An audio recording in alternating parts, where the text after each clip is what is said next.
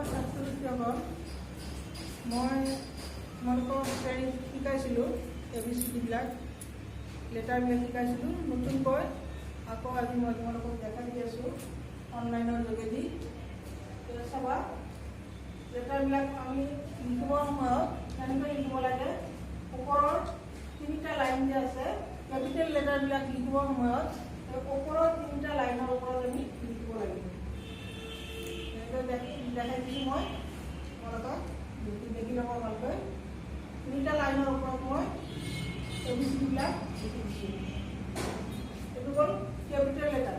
এই 3টা লাইনত কেপিটেল লেটাৰখিনি আছে আৰু ইয়াতে 3টা লাইনত মই স্মল লেটাৰবিলাক লিখি দিছোঁ। স্মল লেটাৰবিলাক কেনেকৈ লিখিছোঁ চাবা।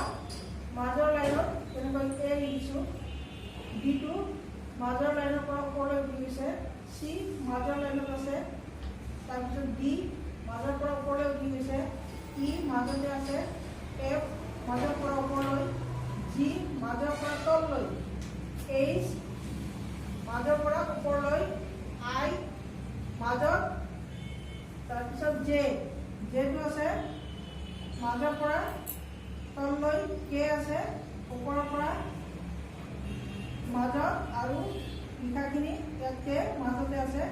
L-টো ওপৰৰ লাইনত উঠি গৈছে মাজৰ পৰা, M মাজত, N মাজত, O মাজত, P মাজৰ পৰা তললৈ, Q মাজৰ পৰা তললৈ, R মাজত, S মাজত, T মাজৰ পৰা ওপৰলৈ, Q মাজত, V মাজত, W মাজত, X মাজত, Y মাজৰ পৰা তললৈ, Z মাজৰ পৰা তললৈ। এনেকৈ লেটাৰবিলাক লিখিবলৈ যত্ন কৰিবা।